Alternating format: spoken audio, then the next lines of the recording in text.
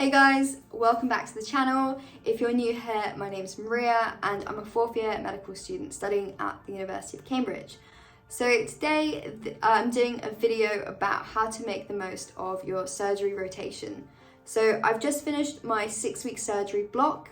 I had 1 week at Addenbrooke's in Cambridge and the rest of my placement in Ipswich Hospital. It's been pretty long. I've got to rotate through a bunch of different types of surgery and there is so much I wish I had known when I started this rotation and that's what I'm hoping to share with you guys today. Stay tuned for the last one because I think that is the most important one and the one I wish I had been told at the start. Okay, so in surgery our time was mainly split between actually being in the operating theatres and being in the clinics. So I think with surgery, it's very easy to feel like it's a waste of time if you're not really engaging properly with it.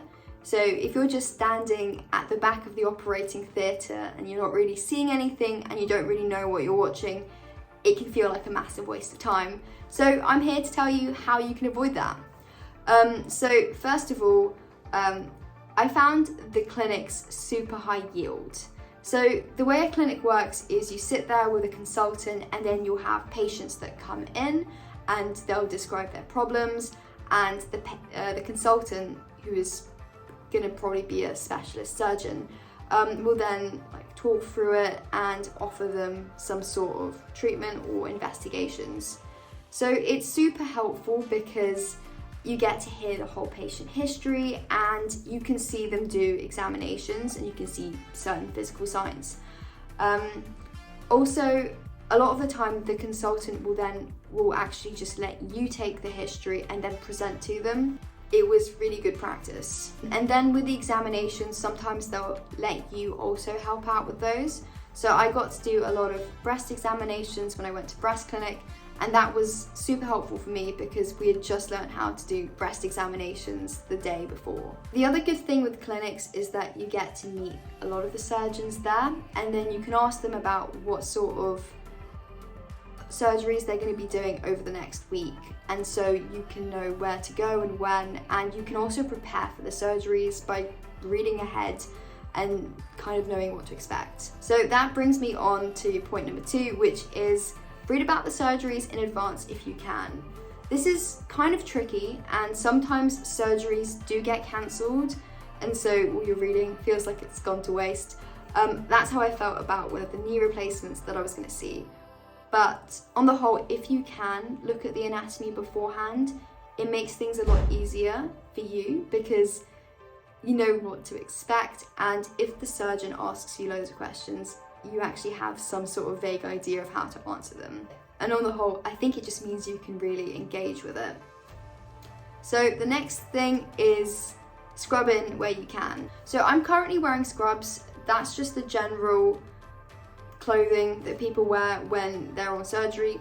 But scrubbing in means that you're specifically wearing the sterile gowns. So you'll be wearing surgical gloves, a sterile long gown, and you can then actually go into the middle of the operating theatre and you can handle the equipment, you can touch the patient, and that means that you can actually stand with the surgeon and you can have anything explained to you, and sometimes you can even help out in the surgery, perhaps by retracting the wound open or by helping to put screws in.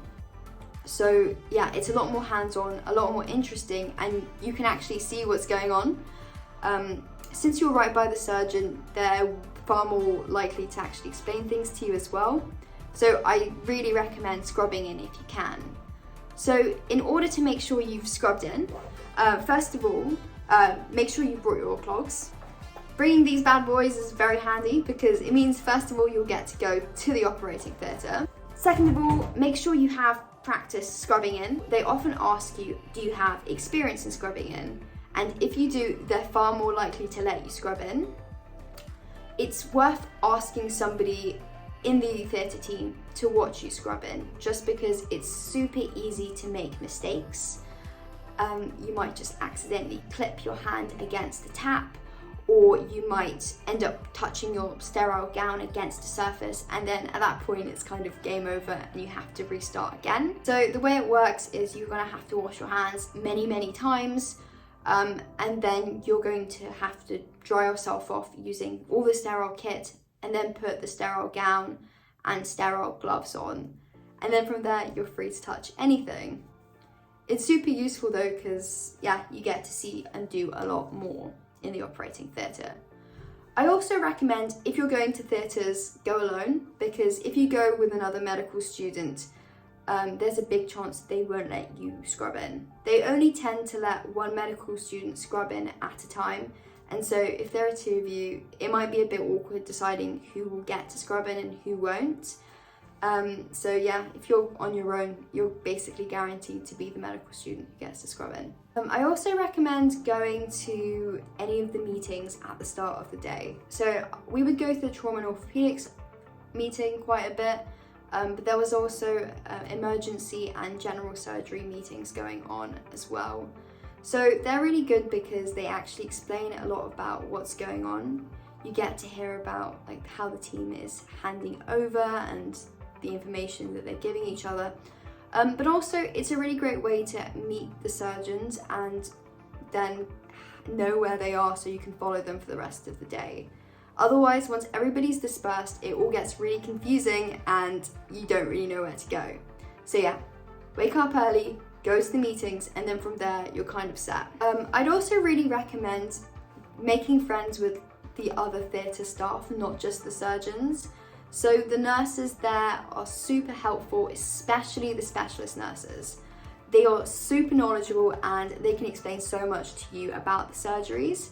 So I went to this ACL reconstruction surgery a couple of weeks ago, and the specialist nurse spent so much time before the surgery explaining to me about the exact process of what they were doing and how, and then during the surgery she would then show me and link it back to what she had explained already. So that was super helpful. She also talked me through the whole graft preparation that they would then insert into the patient. And yeah, if it wasn't for that specialist nurse, I think I would have been extremely lost because I hadn't really read about that surgery beforehand. Getting to know the specialist nurses is also great because you get to it's more likely for you to get to go to their pre-operative assessment clinics. Also, in general, having more familiar faces is a good thing because actually going to the theatres is a lot less daunting. I'd also recommend keeping your other skills to date. So taking histories and doing examinations, as well as doing your bloods, cannulas, catheters, all of that. If you can dedicate some sort of time during your week to actually go and keep those up to date, super useful because you won't just be massively de-skilled by the end of your rotation. So I was genuinely really bad at doing this, but we had some designated teaching sessions which the hospital had organised for us. So we had some one-to-one sessions with some of the clinical teaching fellows, and they would take us to a patient and they would watch us take a history, do an examination, and then feedback. So that was super helpful for me. And then we also had one-to-one sessions with skills tutors for 3 hours where we got to practice our skills. But if your university hasn't sorted that out, you can very much do that on your own by asking around and like just taking the time to do it. So the last piece of information, which I think is one of the most important, is to actually log the surgeries as you're going to see them. So you can log them digitally on this thing called My Logbook. It looks like a super old website, but supposedly that's what people use. And we only really found out about this in the last week of our rotation, which was so annoying, and I wish I'd been told about it earlier. But you actually need a lot of information for when you're logging the surgeries. So you need to know the exact details of the surgery, the surgeon who did it, the patient's ID, patient's date of birth, and some other things as well.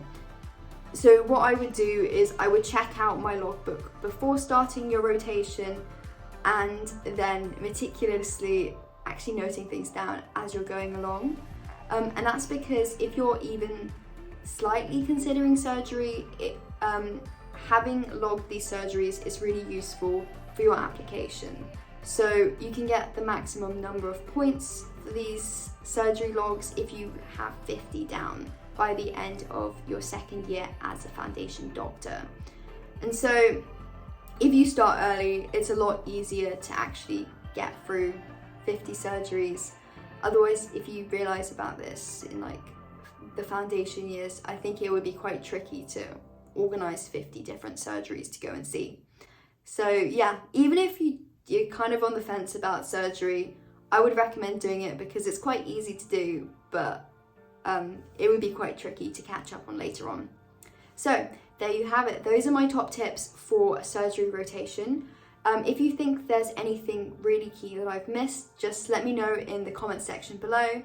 Otherwise, I really hope you guys enjoyed the video. And yeah, if you have any suggestions for future videos, do drop me a message. Anyway, that's all from me. Bye guys.